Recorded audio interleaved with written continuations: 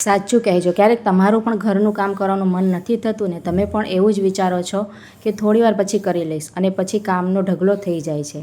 મારી સાથે પણ બિલકુલ આવું જ થતું હતું. કામ શરૂ કરતાં પહેલાં જ મને ખૂબ આળસ આવતી હતી, પરંતુ મેં કેટલાક સરળ ફેરફારો કર્યા અને હવે હું કોઈ પણ ટેન્શન વિના બધું કામ મેનેજ કરી લઉં છું, એ પણ એકલા હાથે.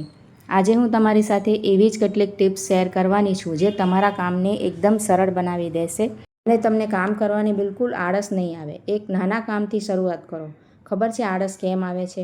હું પહેલાં એક બહુ મોટી ભૂલ કરતી હતી કે આખા ઘરનું કામ એકસાથે વિચારી લેતી હતી અને સાચું કહું તો કામનું ભારણ વધી જતું હતું. કામ શરૂ જ નહોતું થઈ શકતું અને કરવાનું મન પણ નહોતું થતું. જો તમે પણ આવું અનુભવો છો તો આ વિડીયો તમારા માટે જ છે. ક્યારેય એવું ન વિચારો કે આજે હું આખા ઘરની સફાઈ કરીશ. બસ કોઈ એક નાનું કામ પસંદ કરો. જ્યારે તમે એક નાનકડા ખૂણાને સાફ કરો છો ત્યારે મનમાં સંતોષ થાય છે કે આજે મેં આ બધું સાફ કર્યું અને તે કેટલું સરસ લાગે છે અને બીજે દિવસે આપોઆપ કામ કરવાનું મન થાય છે. ક્યારેક બીજા સાથે તમારી સરખામણી ન કરો કે તે તો આખો દિવસ કામ કરે છે અને મેં તો આજે થોડું જ કામ કર્યું.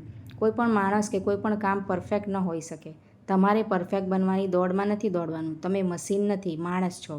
ભૂલ પણ થશે, આળસ પણ આવશે અને આરામ કરવાનું પણ મન થશે. વચ્ચે બ્રેક લો. તમારી જાતને સમય આપો. કામની વચ્ચે એક બ્રેક ચોક્કસ લો. તમારા માટે આદુવાળી ચા અથવા તો કોફી બનાવો અને 20 મિનિટ માટે દુનિયાદારી ભૂલીને શાંતિથી સમય વિતાવો. સ્ત્રીઓની સામાન્ય આદત હોય છે કે ઘરના કામમાં એટલી ડૂબી જાય છે ને કે બધું જ ભૂલી જાય છે. બસ સફાઈ કરવાનું નક્કી કર્યું એટલે આખો દિવસ બેસશે જ નહીં. પાણી પીવાનું પણ યાદ નથી રહેતું. તમારે આવું નથી કરવાનું. વચ્ચે 10-20 મિનિટનો સમય કાઢવાથી તમારો થાક દૂર થઈ જશે અને તમે ફરીથી કામ કરવા માટે ચાર્જ થઈ જશે. હું વિચારતી કે 10 મિનિટ કામ કરીને પછી છોડી દઈશ. પરંતુ સાચું કહું છું, હું રસોડામાં કામ કરી રહી હોઉં, પ્લેટફોર્મ કે સિંક સાફ કરું અને જ્યારે સફાઈ થતી જોઈને સારું લાગે ને ત્યારે ધીમે ધીમે તે કામમાં રસ પડવા લાગે છે. તમે 10 મિનિટ માટે ઊભા થશો પણ ક્યારેક 1 કલાક વીતી જશે તેની તમને ખબર પણ નહીં પડે. બસ એકવાર ઊભા થવાનું મન બનાવો. દરેક માણસની કોઈ નબળાઈ હોય છે. મારા ઘરમાં બધું સાફ મળશે પણ મારો કબાટ તમને ક્યારેય ગોઠવેલો નહીં મળે. મને એ કામ બહુ કંટાળાજનક લાગે છે. આના માટે હું ટીવીમાં મારા મનપસંદ જૂના ગીતો વગાડું છું. જે કામમાં તમને રસ ન હોય ત્યાં તમારું મનપસંદ સંગીત લગાવી દો. કામ ક્યારે પૂરું થઈ જશે તેની તમને ખબર જ નહીં પડે. આ રીત ચોક્કસ અજમાવી જોજો. જે કામમાં ફક્ત 1 કે 2 મિનિટ લાગતી હોય, જેમ કે પથારી સરખી કરવી, તેને તરત જ કરી નાખો. જો આપણે તેને પછી માટે મુલતવી રાખીશું તો તે કામ પડતર જ રહેશે, કારણ કે કરવાનું તો આપણે જ છે. બીજું કોઈ તો આપણું કામ કરવા માટે નથી આવવાનું. આવી નાની સફાઈથી પણ રૂમ એકદમ ફ્રેશ લાગવા માંડે છે. તમે રૂમને ગમે તેટલું સાફ કર્યું હશે, કચરા પોતા કર્યા હોય, પરંતુ જો તમારો પલંગ અવ્યવસ્થિત હોય, તમે ચાદર સરખી કરી ન હોય તો તમારો રૂમ ખૂબ જ ગંદો દેખાશે. ત્યાર પછી આવે છે કે સ્નાન કર્યા પછી વાઇપરનો ઉપયોગ કરીને તરત જ બાથરૂમ સ્વચ્છ અને કોરું કરવું. વોશ બેસિન પણ સાથે સાફ કરી લો. આ કામમાં ફક્ત 1 કે 2 મિનિટ લાગે છે. પછી જુઓ કે તે કેવું વ્યવસ્થિત દેખાય છે. જ્યારે આપણે બપોરે કે રાતે ભોજન કરીએ છીએ તો ખાધા પછી વાસણો સિંકમાં ન છોડો. જેણે છેલ્લે ખાધું ત્યારે 1-2 પ્લેટ, 1 કે 2 બાઉલ હોય તો આપણે શું વિચારીએ છીએ?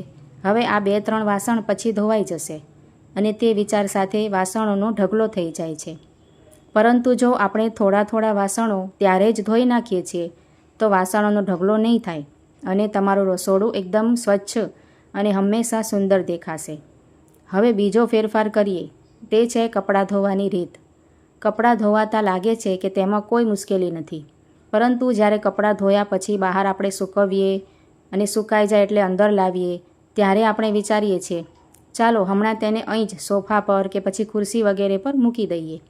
પછી સાંજે કે કાલે પરમ દિવસે તેમને ફોલ્ડ કરી દઈશ અને ક્યારેક તો 1 કે 2 દિવસ માટે ત્યાં ને ત્યાં જ પડેલા રહે છે. જુઓ, મારી સાથે પણ આવું જ થતું હતું, પણ હવે મેં એક નિયમ અપનાવ્યો છે. બહારથી કપડાં લાવતાની સાથે જ તેને તરત જ ફોલ્ડ કરી અને તેની જગ્યાએ રાખી દઉં છું, કારણ કે તેને ઇસ્ત્રી કરવામાં 2-3 દિવસ કે સાંજ પણ પડી શકે છે. તેથી તેને તરત જ ફોલ્ડ કરી લો. તમારું ઘર હંમેશા સુઘડ અને વ્યવસ્થિત દેખાશે.